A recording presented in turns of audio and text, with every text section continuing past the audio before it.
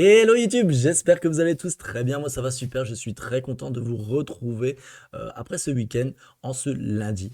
Moi j'ai un petit peu mal à la gorge, j'ai un gros rhume, je vais parler peut-être un peu du nez ou un peu tousser, c'est normal, ne m'en voulez pas. Voilà, aujourd'hui on a deux petits sujets. On partira dans un premier temps du côté de chez Animal Crossing avec un Nintendo Direct qui s'est tenu vendredi 15 uniquement dédié à Animal Crossing. Nous avons plein de nouveautés, vous verrez, avec une petite vidéo et une DLC prévue également. Vous verrez, c'est intéressant.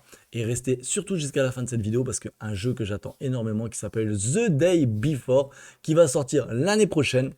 C'est un MMO dans le monde du survival horror.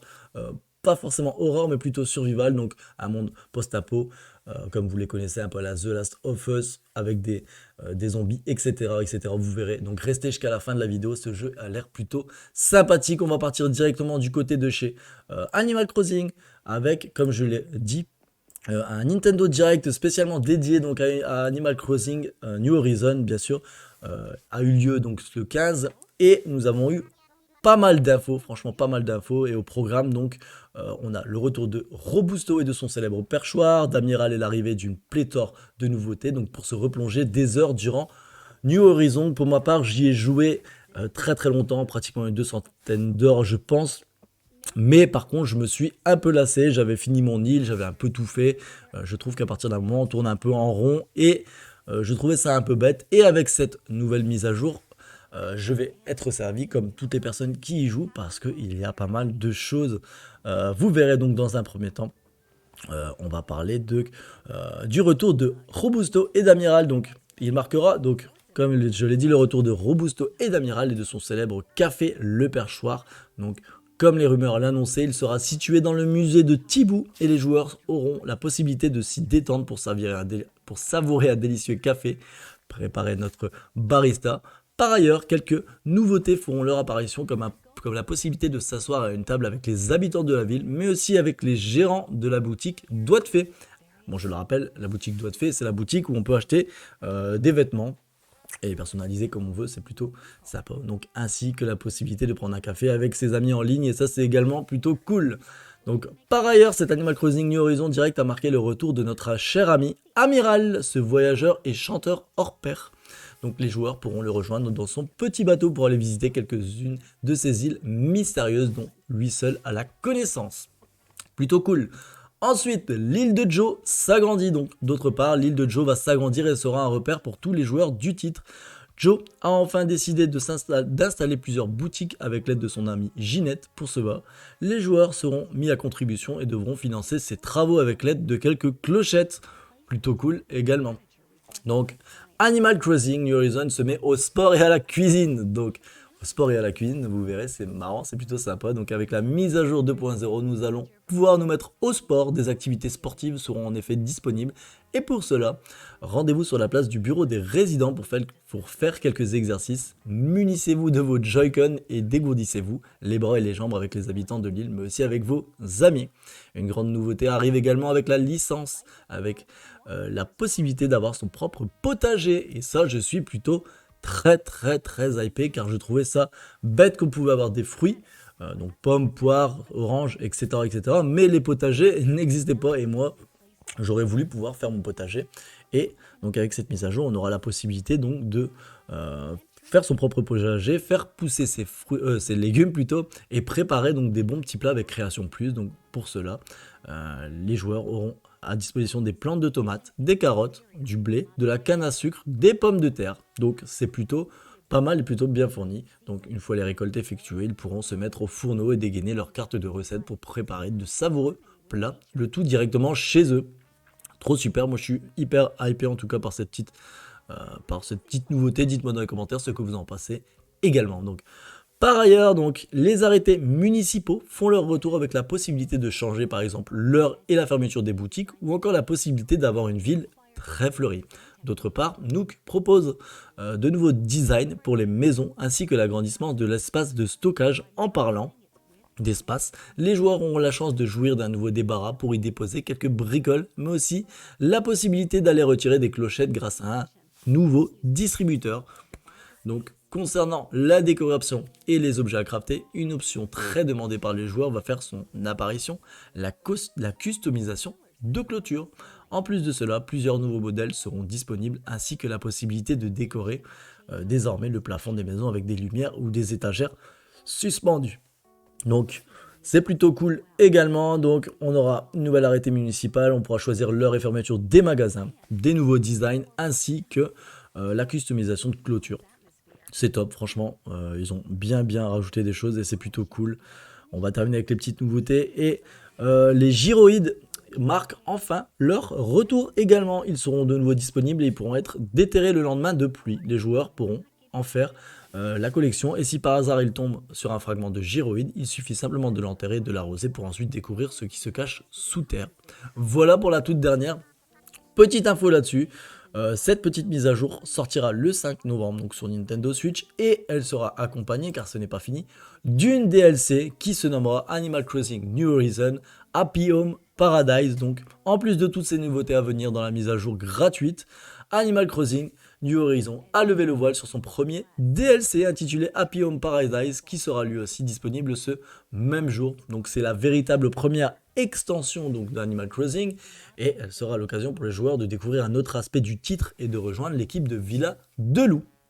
Animal Crossing donc Home Paradise sera bien différent du jeu original. Les joueurs devront se rendre sur une tente, sur une toute nouvelle île plutôt, comprenant une multitude d'îlots et devront y concevoir des villas de vacances et faire le bonheur des différents personnages grâce à leur talent de décoration.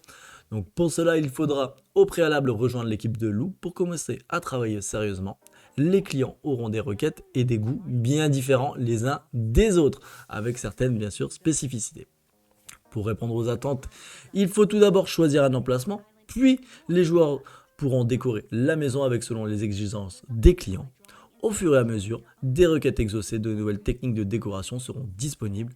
Par exemple, la possibilité de disposer des cloisons de séparation ou des piliers pour diviser les pièces. Le thème de la villa dépendra des goûts du client et le jardin pourra également être décoré. D'autre part, lorsque les joueurs deviendront des décorateurs confirmés, ils pourront faire des nouvelles suggestions et proposer aux vacanciers de redécorer les villas des anciens locataires ou encore organiser une colocation. Donc au fur et à mesure du temps, les joueurs se rendront compte que l'archipel des villas détient énormément de bâtiments abandonnés. Pour y remédier, ils pourront les restaurer pour y installer par exemple une école ou un restaurant.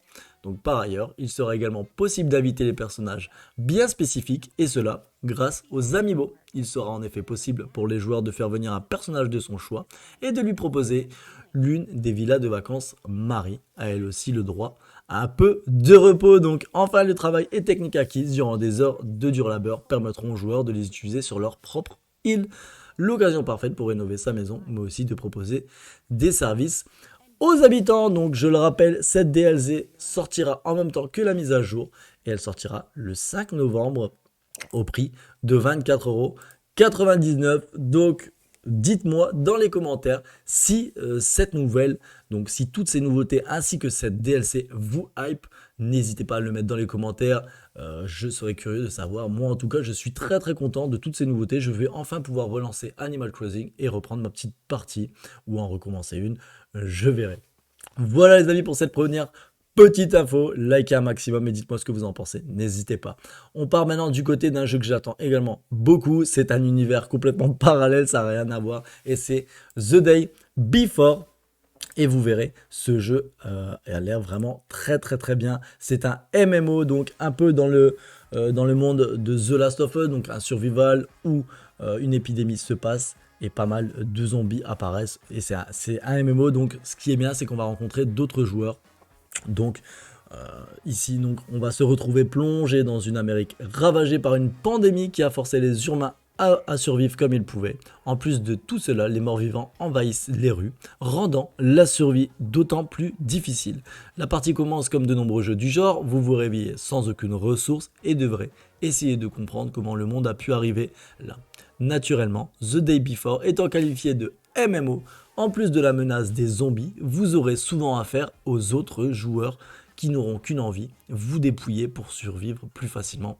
Vous pourrez vous allier avec d'autres joueurs, notamment ce jeu en multijoueur avec des amis peut être juste énorme.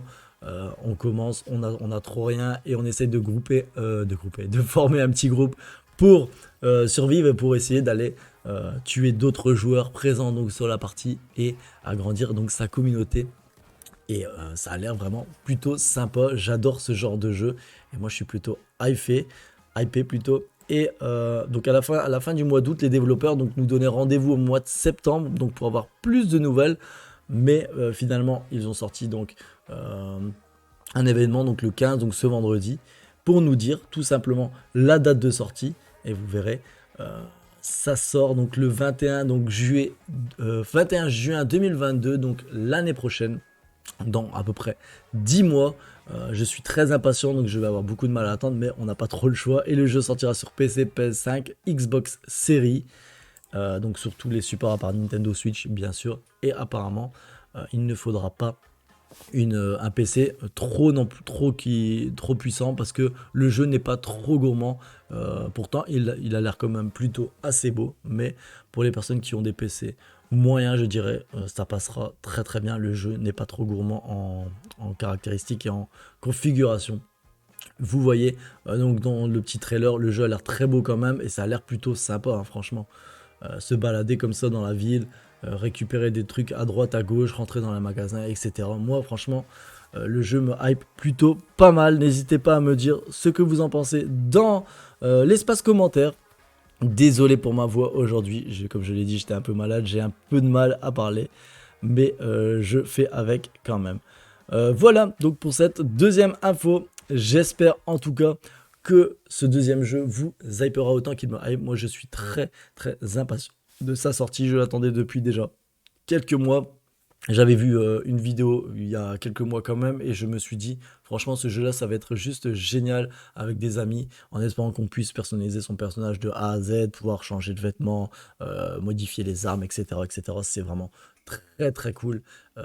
Et en plus un MMO donc dans cet univers là je ne pense pas qu'on en avait déjà un. Je ne pense pas. À part peut-être DayZ mais je sais pas, c'est pas considéré comme un MMO donc ce sera l'un des premiers. Et ça a l'air plutôt sympa les amis, voilà pour cette info gaming du jour. Donc je le rappelle, j'ai changé le format, il y aura plus que 3 infos gaming le lundi, le mercredi et le vendredi. Et les 2 autres jours, je ferai des vidéos plutôt tuto sur un peu beaucoup de choses. Ça peut être des tutos YouTube, des tutos Twitch, des tutos OBS, des tutos... Il y aura plein de choses, vous verrez, c'est plutôt intéressant. Donc voilà les amis. Sur ce, on se retrouve demain pour une nouvelle vidéo.